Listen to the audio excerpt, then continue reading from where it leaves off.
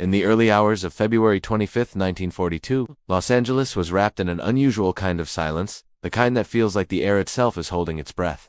The United States had entered World War II only a few months earlier, shaken by the attack on Pearl Harbor, and the West Coast was trembling under the weight of fear, uncertainty, and rumors of a possible Japanese invasion. People slept lightly, knowing the world had changed almost overnight. Every knock, every vibration, every unusual noise was enough to make the heart race. And yet, nothing prepared the city for what was about to unfold in the sky.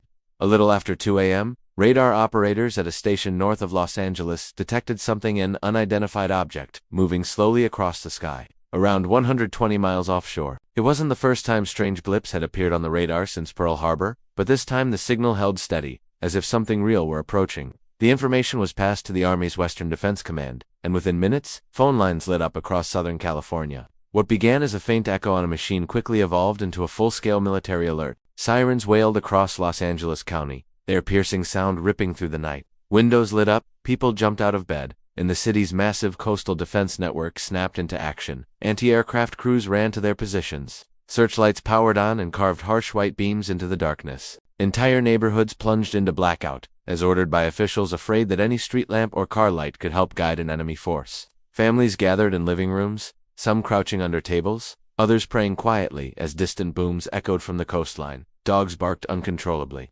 Children cried, startled out of sleep by the alarms and by the rising panic in their parents' voices. No one knew exactly what was coming, but everyone felt it. Something moved through the sky that night. At 3:06 a.m., the first anti-aircraft gun fired. The explosion echoed across the city, shaking windows and sending a shockwave through the population. Within seconds, dozens more artillery guns opened fire. Their bursts illuminated the night with flashes of orange and yellow, sending shells upward in arcs that glowed against the dark sky. Searchlights locked onto something, a shape, a mass, a reflective object that seemed to hover above Los Angeles. Witnesses described it differently. Some said it looked like a large metallic object, cigar-shaped and silent, moving too slowly for an airplane. Others swore they saw several smaller crafts darting between the beams of light. Many simply said they saw something big, something unfamiliar, something that defied explanation. The only certainty was that hundreds of trained soldiers believed they were firing at a real threat. For nearly an hour, the sky erupted with chaos. More than 1,400 anti-aircraft shells were launched into the air. Shrapnel rained down on streets, rooftops, and cars.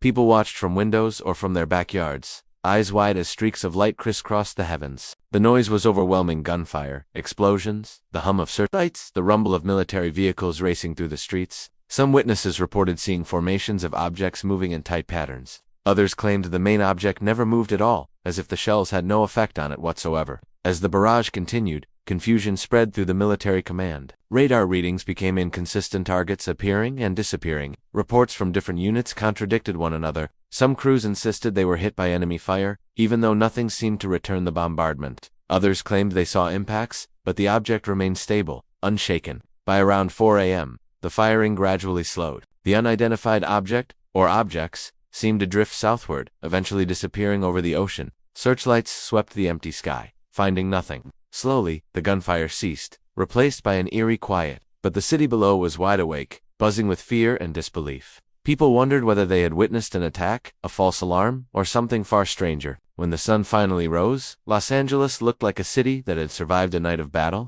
Streets were littered with shell fragments and debris from the sky. Several buildings and homes had been damaged, not by enemy fire, but by falling shrapnel and the concussive force of the guns. Tragically, at least 5 people died, some from heart attacks triggered by the chaos, others in car accidents while trying to flee the confusion. And yet, despite all the gunfire, destruction, and panic, not a single enemy aircraft was found. No crash sites, no bombs, no evidence of an attack at all. As the city tried to return to normal, officials struggled to control the narrative. The Navy quickly claimed it had been a false alarm, nothing more than jitters. Misidentified weather balloons, and an overreaction by the Army, but the Army held its ground, stating that multiple unidentified objects had been tracked and engaged. Newspapers had a field day, publishing dramatic photos of the searchlights converging on a glowing mass in the sky. Headlines screamed of a mystery raid and phantom attack, fueling speculation and conspiracy theories. Ordinary citizens were left with even more questions. How could hundreds of soldiers fire so many rounds at nothing? How could trained observers mistake weather balloons for aircraft?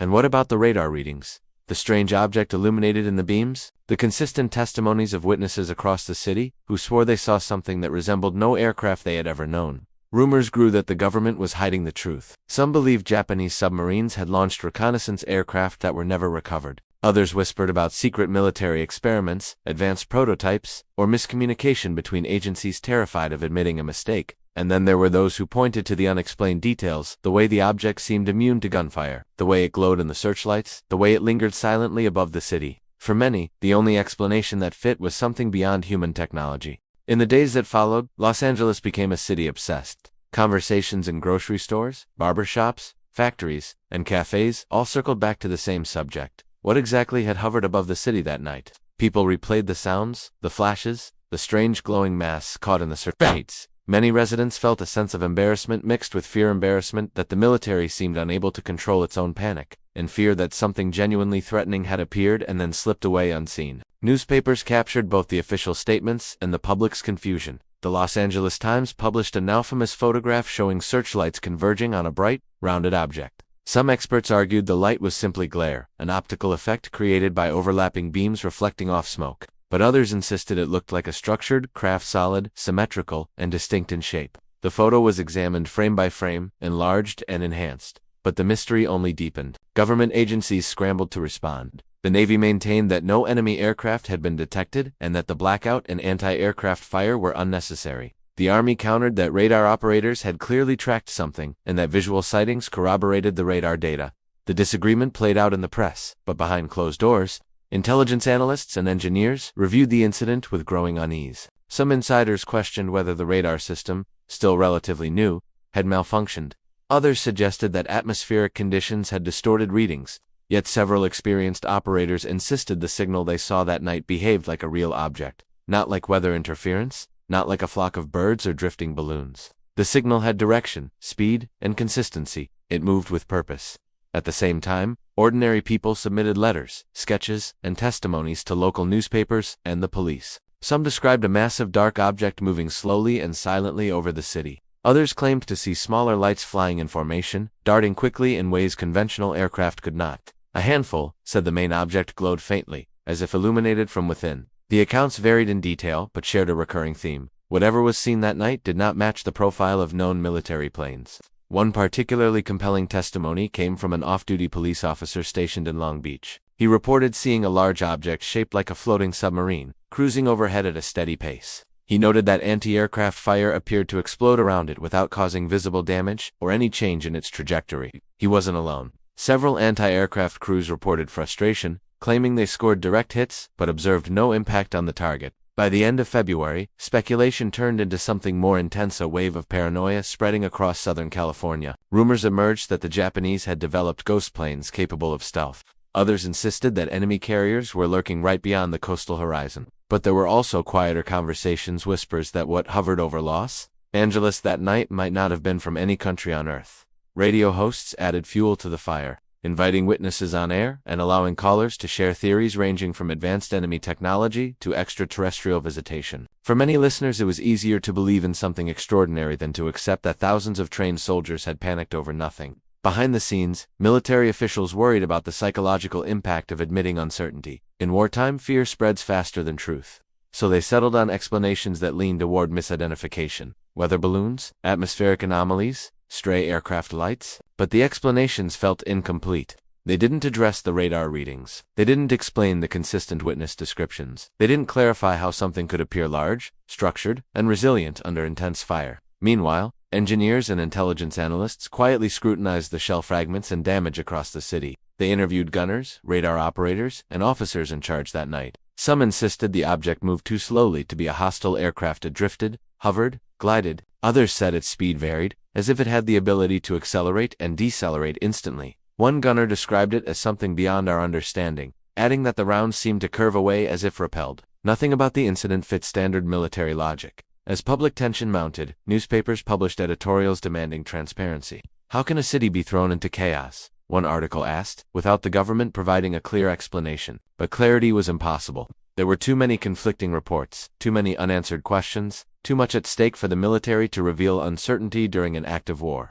In private conversations within Army circles, some officers considered a controversial possibility that the object might have been an experimental aircraft, perhaps even a domestic one being tested without proper communication between agencies. but none could identify a program advanced enough to explain the object's behavior. The United States was working on radar, rockets, and stealth concepts, but nothing close to what the witnesses described. The most troubling aspect came from the silence in the sky. Throughout the entire barrage, no opposing fire was encountered, no evasive maneuvers typical of a military aircraft, no attempt to attack or flee aggressively. Instead, the object or objects simply moved as if observing, unaffected, indifferent. Some interpreted this as evidence of a reconnaissance mission by a foreign power. Others saw it as something entirely different, something that didn't fit human patterns of warfare. Observers described the object's movements as curious, controlled, or surveying, not aggressive, not afraid, just present.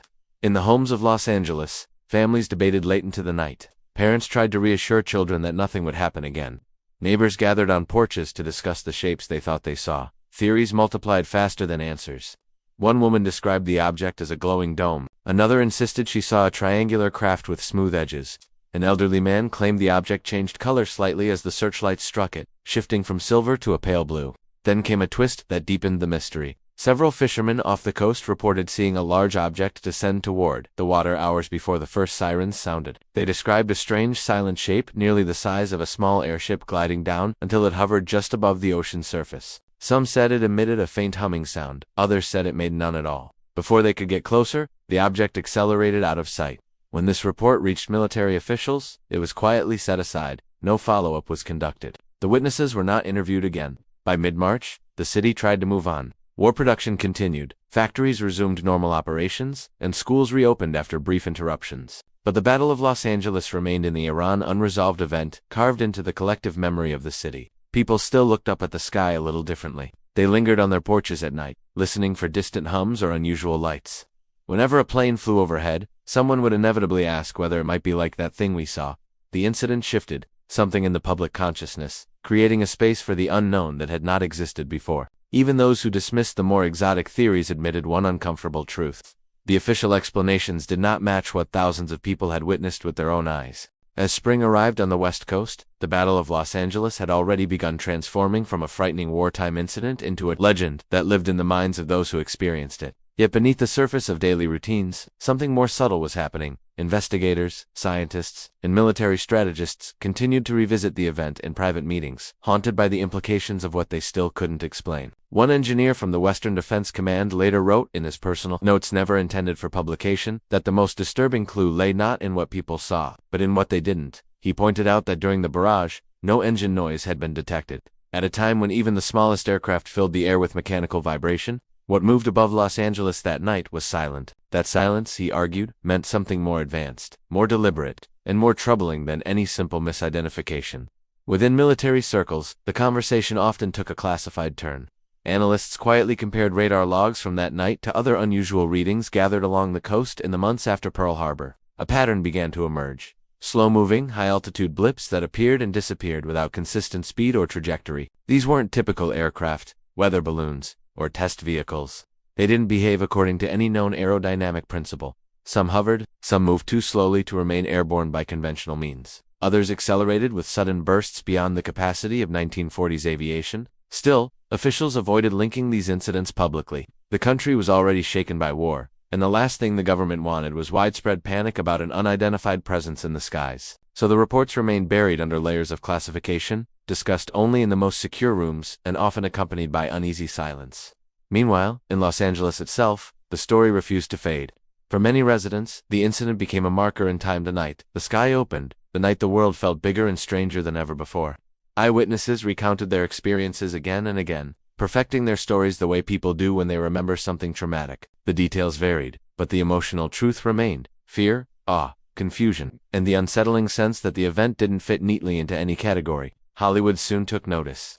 Filmmakers and screenwriters drew inspiration from the Battle of Los Angeles, weaving elements of the event into radio dramas and speculative films. Though lightly fictionalized, these stories fanned the flames of public fascination. Some portrayed it as a foreign attack. Others suggested mysterious visitors from beyond the stars. The cultural shift was undeniable. In the space of a few weeks, the idea of unidentified flying objects stopped being pure fantasy and began to slide into the realm of possibility. The press kept the story alive as well. Investigative journalists, skeptical of the official explanations, pressed military spokesmen for more details. Why had so much ammunition been expended on what the Navy claimed was nothing? If it was a weather balloon, why had radar tracked multiple objects? And if there had been no aircraft, why did hundreds of witnesses claim to see a solid shape illuminated in the searchlights? The more the military insisted the event was nothing to worry about, the more the public doubted the official narrative. Some of the most compelling perspectives came from the anti-aircraft crews who had fired that night. One gunner, interviewed anonymously years later, described the feeling of helplessness as he watched round after round explode around the target with no apparent effect. He said the object seemed almost protected, as if surrounded by a force that deflected the impact. Another gunner recalled that the object moved against the wind at one point, ruling out balloons. A third claimed that the object seemed to change brightness depending on where the searchlights hit it, almost like it was adjusting itself in response. These testimonies didn't align with the theories of mechanical malfunction or mass hysteria. Even skeptics struggled to reconcile the military precision of the operation with the idea that trained soldiers firing state-of-the-art artillery could mistake atmospheric glare for an enemy craft. As the war continued, the incident gradually slipped from the headlines, overshadowed by battles overseas. But those who were present never forgot the surreal moment when Los Angeles, one of the world's busiest cities, became the stage for an unexplainable aerial encounter. Veterans who served in coastal defense units recalled that night for decades, often describing it as the strangest event of their service, stranger even than anything they witnessed abroad. When the war finally ended in 1945, classified documents began to circulate more freely within military research units. Some of these included detailed reports on the Battle of Los Angeles, including radar logs, eyewitness statements, and speculations from intelligence analysts. One internal memo mentioned the possibility of unconventional aerial activity, a term deliberately vague yet unmistakably cautious. Another report described the object as capable of considerable maneuverability despite apparent mass and size. Still, no official explanation was released to the public. The event became one of many wartime mysteries quietly filed away, discussed only among historians and enthusiasts who recognized its historical significance. In the post-war years, as aviation technology advanced and the Cold War began to reshape the world, interest in the incident flared up again. New developments in jet propulsion, rockets, and atmospheric research made the Battle of Los Angeles even more puzzling. The object as silent movement and resistance to anti-aircraft fire didn't fit with anything developed during or after the war. If anything, technological progress only made the 1942 encounter more anomalous. Then, in 1947, something happened that brought the Battle of Los Angeles roaring back into the cultural spotlight. The sighting of flying discs near Mount Rainier by pilot Kenneth Arnold. His report ignited the modern UFO era, and suddenly, people revisited earlier unexplained incidents, including the eerie night when Los Angeles opened fire on something impossible. Researchers began drawing comparisons between Arnold's encounter and the 1942 event. The shapes described by witnesses were different, but the behavior, silent movement, resistance to weaponry, sudden acceleration had uncanny similarities. The Battle of Los Angeles became a foundational case in the emerging study of unidentified aerial phenomena. Books, articles, and radio programs resurfaced the story. Eyewitnesses were interviewed again, often decades after the night itself, yet many still described the same glowing mass captured in the famous photograph. As memory evolved into myth, the incident took on new layers, becoming both a historical event and a symbol of something larger, the possibility that humanity was not alone in the skies. Across Los Angeles, people who had once crouched in darkness during the blackout now told their grandchildren about the night the city fired at a mysterious visitor. For some, it remained a strange and frightening experience. For others, it was a moment of wonder that hinted at a universe far more complex than anyone had imagined. Still, the lingering question remained: if the object wasn't a foreign aircraft, and it wasn't a weather balloon, and it wasn't a trick of light or atmospheric distortion, then what was it? And why did it appear over one of the most populated cities in the United States during a time of heightened vulnerability? As the decades passed, the Battle of Los Angeles evolved from a wartime anomaly into one of the most enduring mysteries in American history. Each generation rediscovered the story with fresh eyes, layering new interpretations on top of old facts. For some, it remained a cautionary tale about the dangers of panic during wartime. For others, it was evidence, perhaps the first major evidence, that something unexplained had visited Earth long before the UFO era officially began. By the 1950s, the atmosphere in the United States was changing. The Cold War intensified fears of Soviet technology, and the launch of new surveillance programs led to increased public concern about what might be lurking in the sky.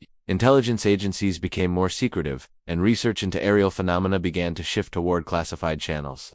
The Battle of Los Angeles was quietly referenced in several internal discussions about unidentified aerial technology, not because it was fully understood, but because it defied all known patterns. Some researchers within the military noted similarities between the 1942 incident and reports of strange lights observed during World War II by pilots in Europe and the Pacific Lights, later nicknamed Foo Fighters.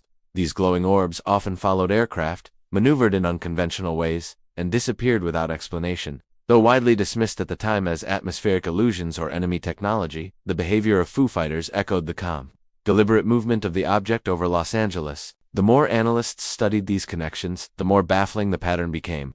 The objects, whether they appeared over battlefields in Europe or above the Pacific coast of the United States, displayed capabilities far beyond the aviation technology of the 1940s.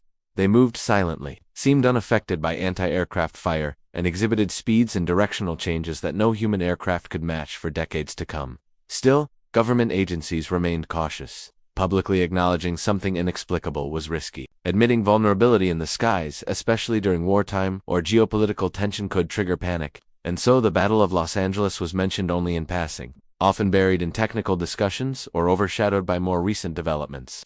Yet behind closed doors, officials remained unsettled by one undeniable truth. No enemy had ever claimed responsibility, and no debris or wreckage had ever been found. Civilian researchers, meanwhile, were becoming increasingly vocal. By the 1960s, the rise of UFO interest groups led to new investigations into the incident. Historians visited archives, interviewed aging veterans, and mapped out the sequence of events. The more they studied, the more contradictions they uncovered. Official documents sometimes contradicted each other. Radar logs didn't line up neatly with later statements. Witness accounts were too numerous and too consistent to ignore. Some researchers proposed that the object might have been a classified American aircraft under secret development, perhaps something experimental that miscommunicated its flight plan. However, this theory had major flaws. No known program at the time came close to describing an object that could hover silently, resist artillery fire, or move at inconsistent and improbable speeds.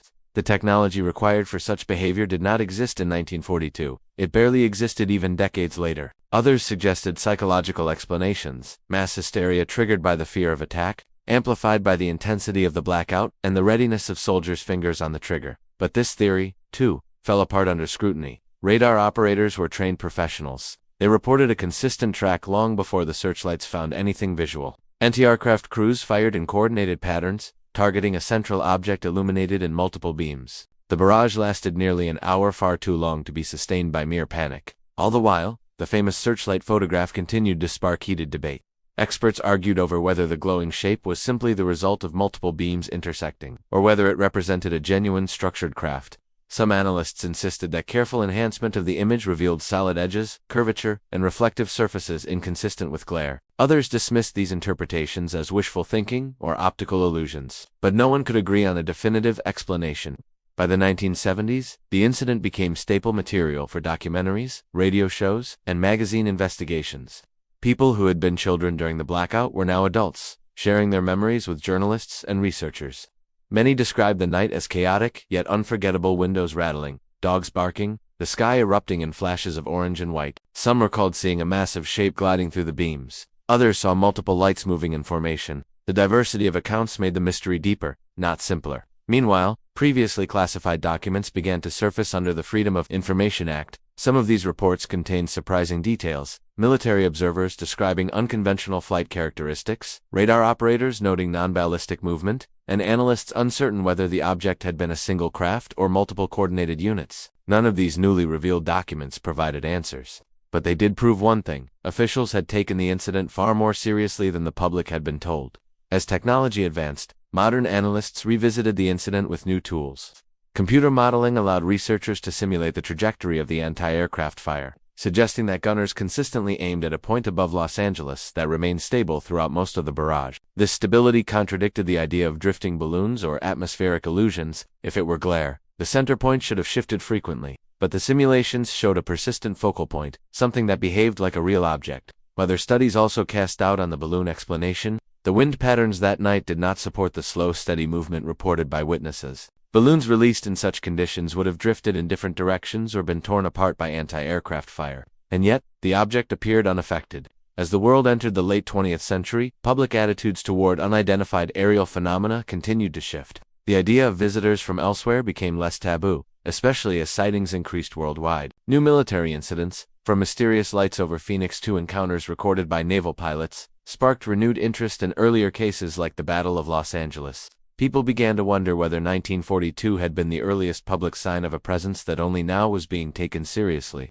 For many, the incident symbolized a recurring truth: our understanding of the sky is incomplete. and our interpretations depend heavily on what we expect to find. In 1942, people expected enemy aircraft, so every unknown object was judged through that lens. But perhaps the Battle of Los Angeles was not a mistaken attempt to shoot down a foreign plane, but rather the first time a major American city had come face to face with something its technology could not comprehend. Even today, historians and analysts continue to debate the most plausible explanations. Some cling to the possibility of experimental aircraft. Others focus on atmospheric anomalies. But the most compelling explanations, those supported by the radar evidence, the eyewitness accounts, the photographs, and the behavior of the object, point to something that transcends conventional categories. And if that is true, then the question becomes far more profound. Why was such an object present over Los Angeles that night? What was it observing? And why did it depart without making contact, without attacking, without responding in any discernible way to the barrage of weaponry aimed at it? As modern researchers dove deeper into the event, a new idea slowly emerged, an idea that reframed the Battle of Los Angeles not as an isolated wartime anomaly, but as part of a long continuum of unexplained aerial encounters stretching across decades and continents. In this interpretation, the event was not a mistake, not hysteria, not an accident of wartime nerves. It was an early, unmistakable glimpse of something that modern terminology would call a UFO, an unidentified aerial phenomenon exhibiting intelligence, purpose, and capabilities far beyond the technology of the era. Yet even with this possibility on the table, the central question lingered. Why Los Angeles? And why then? Why appear in the skies during one of the most tense moments in American wartime history, only to drift away without making contact? Some researchers suggested that the object might have been observing human responses under extreme conditions. The coordinated blackout, the searchlights, the powerful anti-aircraft guns, all were elements of a defensive network that would have been fascinating to any intelligence monitoring humanity's technological evolution. Others proposed that the object might have been drawn by the massive industrial activity of Southern California. At the time, Los Angeles had become one of the most important manufacturing hubs for airplanes, ships, and military equipment. Factories operated around the clock, producing supplies for the war effort. If an advanced intelligence were mapping strategic locations on Earth, Los Angeles would have been a prime site to examine. Still others argued that the timing was not deliberate at all, that objects of unknown origin had always moved across the skies, and humans simply noticed them more during times of high alert. According to this view, the incident didn't happen because of the war. It happened despite it, and the wartime conditions merely amplified the response. Whatever the truth, the event left behind a trail of unresolved evidence. Decades later, when officials were asked directly about the Battle of Los Angeles, the responses were strangely evasive. Some military spokespeople insisted it had been a false alarm triggered by tension and atmospheric anomalies. Others admitted the incident was still considered unidentified, but no one offered a definitive explanation. Even more curious was the fact that no government agency ever provided a complete, unified account. There was no official investigation summary, no final report released to the public that tied all the data together. Instead, documents appeared scattered across archives, incomplete and sometimes contradictory. Radar logs existed, but their interpretations varied. Intelligence memos mentioned the incident only briefly, as if careful not to draw too much attention, and correspondence between agencies revealed a subtle pattern of uncertainty and unwillingness to state clearly that the incident was understood. This ambiguity only fueled speculation. By the late 20th century, the Battle of Los Angeles became a cornerstone case for UFO researchers. Not because it provided answers, but because it raised more questions than almost any other event of its time. Unlike many later sightings, which involved isolated witnesses or brief glimpses, the 1942 incident involved an entire city, hundreds of military personnel, and hours of sustained visual and radar contact. It was, in many ways, too large to ignore. And then there was the silence, the enormous, inexplicable silence of the object itself. Most aircraft of the era produced loud mechanical noise. Even Japanese reconnaissance planes, had they been present, would have been heard by thousands. But witnesses agreed unanimously. The thing in the sky made no sound. It drifted, hovered, and moved with a quietness that felt unnatural, almost eerie. Silence became one of the most definitive characteristics of the event, and one of its most unsettling. Cultural memory preserved this silence as well. Stories passed down through families included descriptions of people stepping out onto their porches, expecting to hear engines but hearing nothing except the thunder of their own military guns. Some remembered how the object seemed to absorb light without revealing clear structure. Others remembered how it moved so steadily, as if unaffected by the chaos unfolding beneath it. In the late 1990s, a new wave of researchers approached the event using digital tools. They analyzed the famous searchlight photograph with advanced imaging techniques, examining pixel patterns and contrast levels. Some concluded that the photograph did indeed reveal a structured craft, large and possibly metallic. Others argued that the shape was a visual artifact created by overlapping beams. The debate, even with modern technology, remained unresolved. But perhaps the most compelling insights came not from technology, but from the human stories that continued to surface. Elderly witnesses, interviewed near the end of their lives, often described the incident with clear emotion. For many, it had been the single most surreal night they had ever lived. They spoke of families huddled in candlelit rooms, listening to explosions shake the walls. They spoke of neighbors crying, praying, or running outside with flashlights. They spoke of confusion, fear, and awe. One woman recalled how her father, a machinist who worked at an aircraft factory, stared out the window in stunned silence as the searchlights converged on something he couldn't identify. He had spent his life building airplanes and knew their shapes, their speeds, their behavior, but what he saw that night, he said, did not belong to any category he understood. Another witness, a teenage boy at the time, described climbing onto his roof with a group of friends.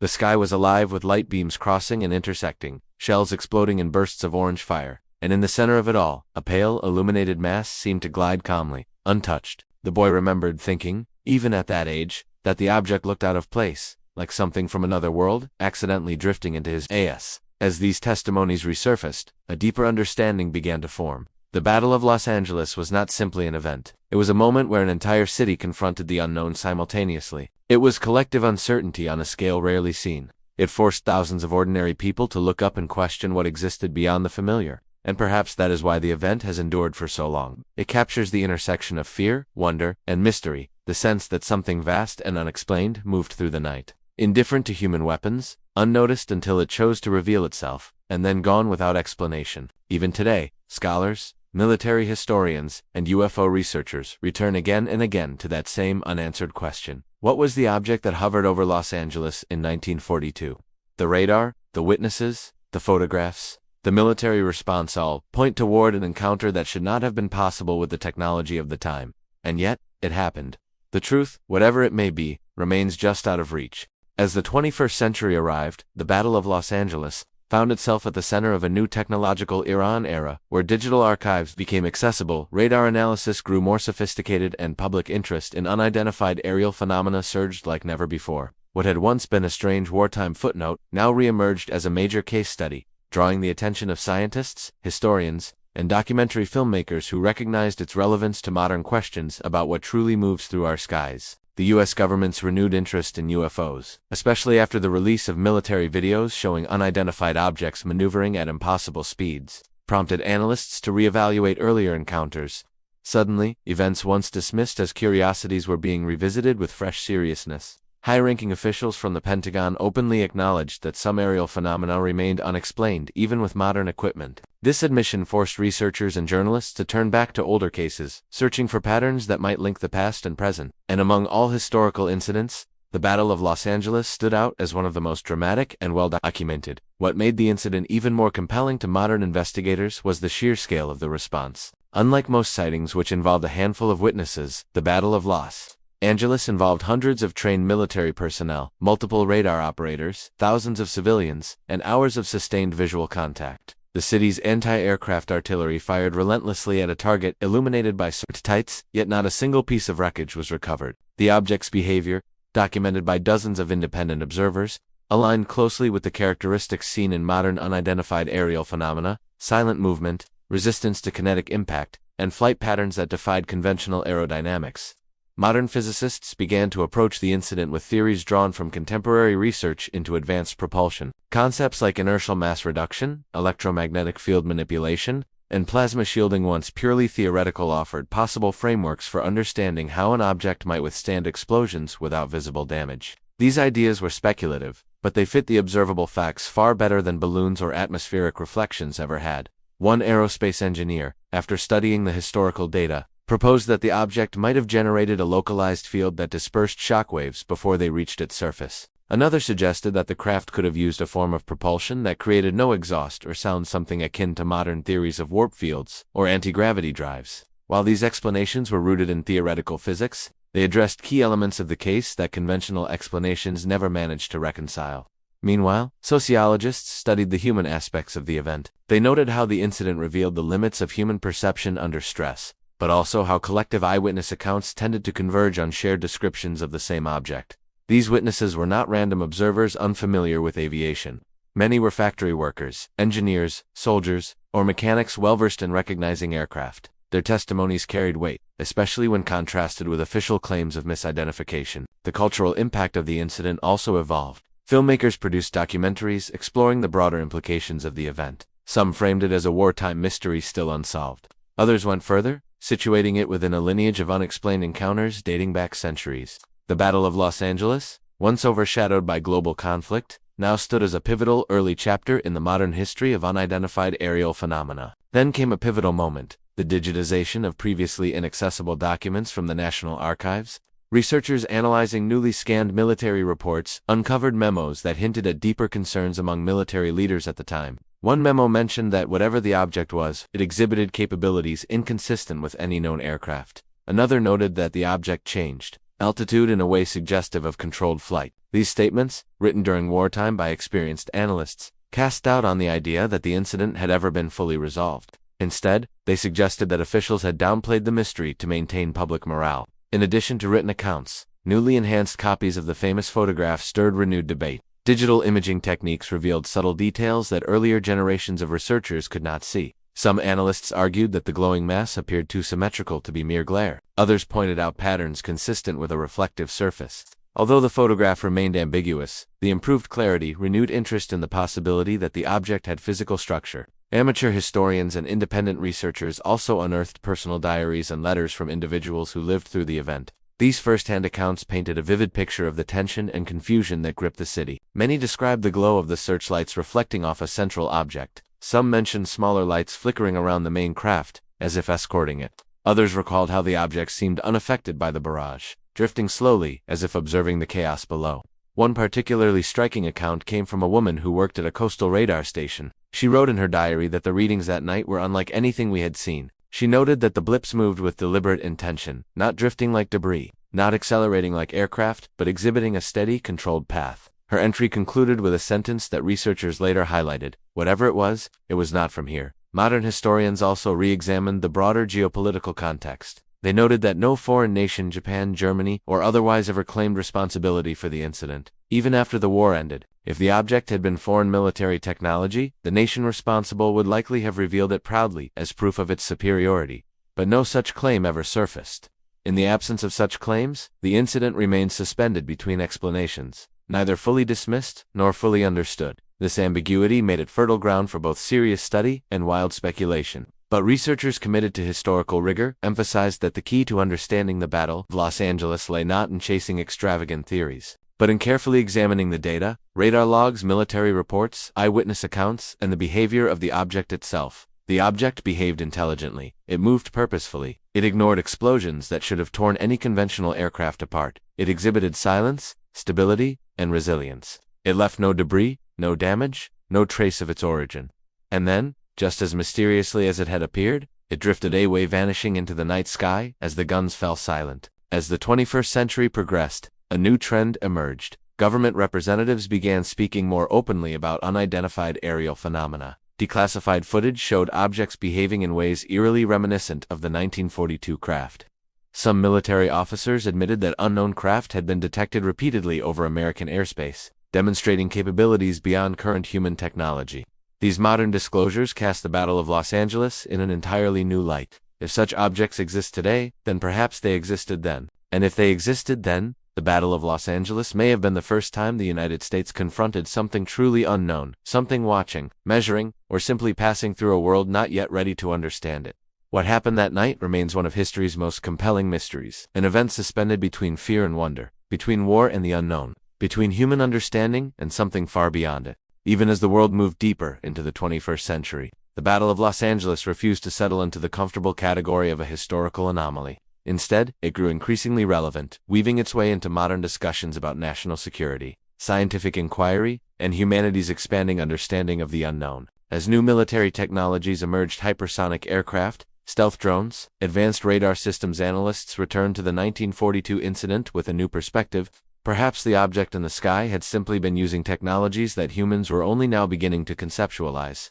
This fresh interest wasn't driven solely by curiosity. Governments around the world were now openly acknowledging unidentified aerial incursions craft that violated restricted airspace. performed maneuvers beyond known flight capabilities, and appeared and vanished without leaving detectable signatures behind. In many of these modern cases, the descriptions eerily echoed the testimonies from Los Angeles. Silent flight, resistance to impact, sudden acceleration, and impossibly smooth movements that defied aerodynamic principles. The parallels were difficult to ignore. Historians reviewing the Battle of Los Angeles found themselves drawing comparisons to radar data from contemporary Navy encounters. Physicists studying modern UAP footage noticed the same characteristics documented in 1942: lack of visible propulsion, high maneuverability, and no sonic boom despite rapid changes in velocity. It became clear that what happened over Los Angeles might not have been a bizarre one-time event, but rather an early encounter with a phenomenon that has continued to appear for decades. This shift in interpretation placed the incident within a much larger timeline, one that suggested consistent patterns of unidentified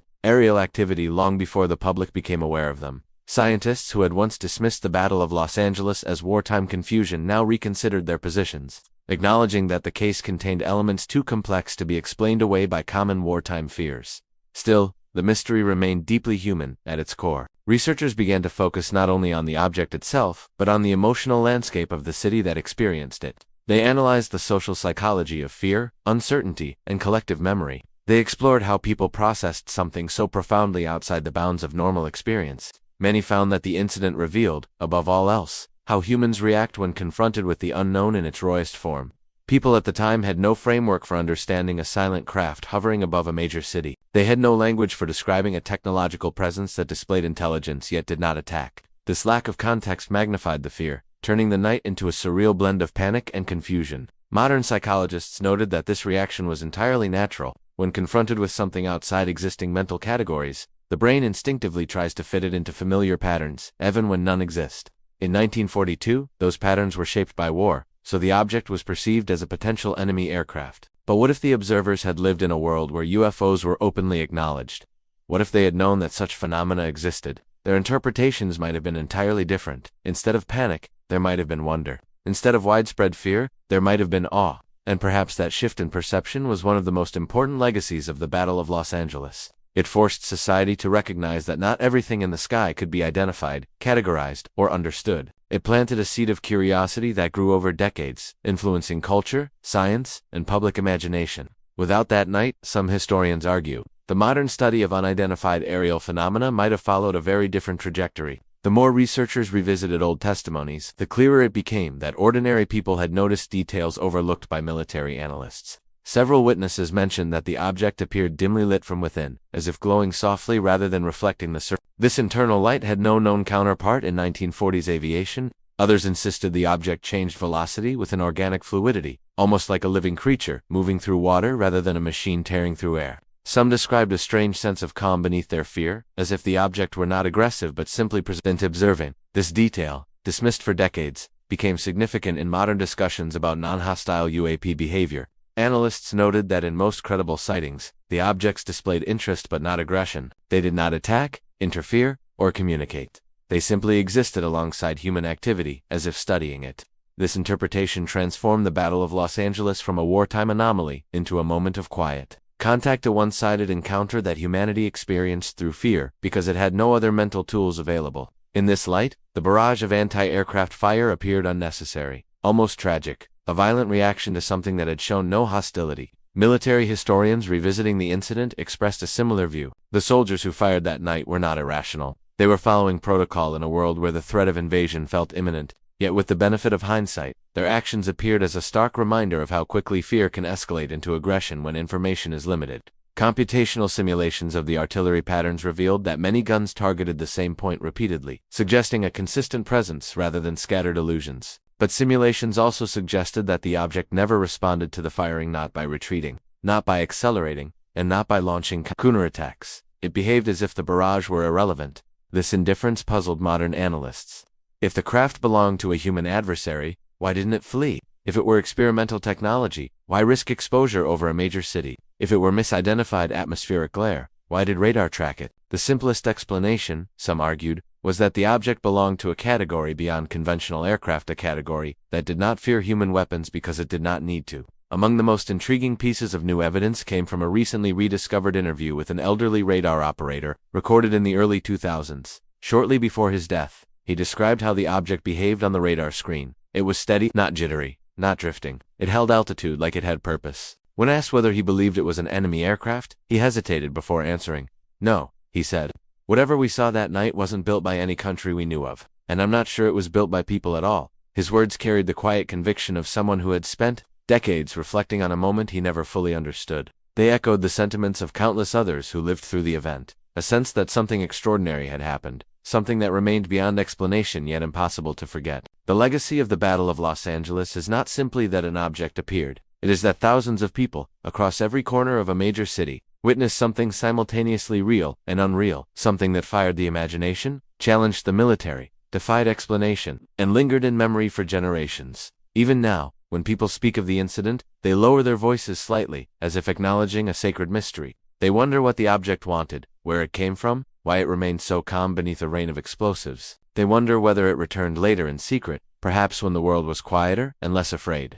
They wonder whether somewhere above the clouds, it still lingers, watching a planet still learning to understand its place in a vast and unexplored universe. And perhaps that, more than anything, is why the Battle of Los Angeles continues to captivate the imagination. It was not just a military event or a historical curiosity, it was a moment when the sky opened and the world glimpsed something it was not ready to understand. In the final years leading up to today, the Battle of Los Angeles has undergone one more profound transformation, a shift from being a historical, unresolved incident to becoming a symbol of humanity's relationship with the unknown. What once frightened an entire city now serves as a reminder that human understanding is always, inevitably, incomplete. It stands as an early chapter in a book humanity is still learning how to read, where each new discovery forces us to reconsider what we thought was true about our world, our technology, and our place in the cosmos. As scientists pushed further into space exploration, studying exoplanets, cosmic anomalies, and the deep structure of the universe, the possibility of advanced life elsewhere in the galaxy moved from the realm of speculation into genuine scientific inquiry. Projects like SETI scanned the skies for radio signals. Space telescopes revealed planets orbiting distant stars at habitable distances. Researchers discovered extremophiles life forms thriving in boiling vents, frozen deserts, and acidic lakes, proving that life can exist in environments far more diverse than previously imagined. Every new discovery widened the margins of possibility, making the events over Los Angeles seem less like an impossibility and more like one early clue in a much larger puzzle. In academic circles, the incident began appearing in discussions about how human societies react to unexplained phenomena. Analysts noted that the 1942 encounter demonstrated how technological limitations shape our interpretation of events. What was once unexplainable might someday fit neatly into a model we do not yet possess. Historians too found renewed purpose in studying the event, not as a closed case, but as a historical catalyst. They argued that the Battle of Los Angeles marked the moment when the United States first realized that the sky above could hold secrets unrelated to human conflict. It was a moment that forced people to look upward, not at enemy planes, but at the possibility that the universe might be far more crowded than they had ever imagined. In museums and academic conferences, the famous searchlight photograph became an artifact of both technological limitation and human curiosity. Exhibitions displayed enlarged versions of the image, allowing visitors to examine the shape at the center. Some stared in silence, convinced they were looking at a solid object. Others reached different conclusions, dismissing the shape as an illusion. But regardless of the interpretation, almost everyone felt a subtle sense of awe and instinctive recognition that something extraordinary might have unfolded that night. As younger generations grew up in a world where discussions about extraterrestrial life were no longer taboo, the Battle of Los Angeles became a story retold with a new tone. Instead of inducing fear, it inspired curiosity. Instead of provoking skepticism, it sparked debate. Online communities studied the radar data, filmmakers recreated the barrage in digital simulations, podcast hosts interviewed historians, recreating the night moment by moment, and through all these retellings one consistent theme emerged. The incident had never been fully explained, because the truth might lie beyond the frameworks that existed at the time. This reinterpretation gained even more weight as new military disclosures emerged. Reports released by the Pentagon described objects capable of sudden acceleration, infrared invisibility, and erratic movement. Pilots captured footage of objects with no wings, no exhaust, no flight surfaces. These modern encounters sounded eerily similar to the calm, drifting presence that hovered over Los Angeles in 1942. The more the modern world learned about unidentified aerial phenomena, the more the Battle of Los Angeles looked less like an outlier and more like the first chapter of an ongoing story. Some researchers argue that the incident marks the earliest large-scale public encounter with the unknown in modern American history. Others believe it was a test, whether deliberate or accidental, of human response to something unfamiliar. Still others see it as a snapshot of a moment when humanity was technologically and psychologically unprepared to comprehend what it encountered. Yet the most profound interpretations go deeper still. They consider questions not just about what was seen, but why it was seen. Why was the object silent, passive, seemingly unbothered by artillery fire? Why did it hover long enough for thousands of people to witness it? Why did it leave without interacting, without revealing its purpose? One hypothesis suggests the object was simply observing, cataloging human behavior in a moment of global tension. In this view, the craft was not a threat but a spectator, studying a species grappling with conflict, fear, and emerging technology. Another hypothesis suggests that the craft may not have been intentionally visible at all. Its presence over the city might have been incidental, a byproduct of something else entirely. Perhaps it was exploring natural energy fields, surveying geological formations, or following electromagnetic signatures from the city's industrial infrastructure. More speculative thinkers propose that the object might have been older technology, something that had passed by Earth long before and happened to cross paths with Los Angeles during wartime. In this vision, the event becomes a reminder that humanity's timeline is only one thread in a much larger cosmic fabric. But beyond theories and speculation, what endures most powerfully is the shared memory. The people who lived through that night carried its imprint for the rest of their lives. Their stories passed down through families, classrooms, and documentaries. They remembered the sky glowing from the searchlights, the distant thunder of guns, the way time seemed to slow as a mysterious object floated above them. For many, it was the first moment they realized the world was far bigger and far stranger than they had ever imagined. Today, the Battle of Los Angeles stands as a symbol of humility and acknowledgement that even with advances in technology, science, and understanding, there are still things that defy explanation. It reminds us that the universe is not fully mapped, not fully known, not fully understood. There are still mysteries that hover just beyond our grasp, waiting for the moment when we possess the tools, the knowledge, and the imagination to understand them. And perhaps that is why the story continues to resonate. It is not simply the mystery of what the object was, but the reminder that humanity is still in the early stages of understanding the cosmos. The night sky, vast and ancient, still holds secrets. The Battle of Los Angeles invites us not to fear these mysteries, but to embrace them, to study them, and to recognize that the unknown is not an enemy, but an opportunity. It challenges us to imagine a world where we confront the unknown with curiosity rather than fear, with wisdom rather than panic, with open minds rather than closed interpretations. It encourages us to ask questions not just about what happened, but about what is still possible. And in that way, the events of February 25, 1942, become more than a wartime anomaly. They become a reminder, a quiet, persistent whisper from history, that we are part of a universe far larger, far older, and far more mysterious than we can fully comprehend. A universe where, on one strange and unforgettable night, something unknown drifted over a sleeping city, immune to fear and indifferent to gunfire, leaving behind no wreckage, no answers, and no sound, only a question that continues to echo through time. What else is out there?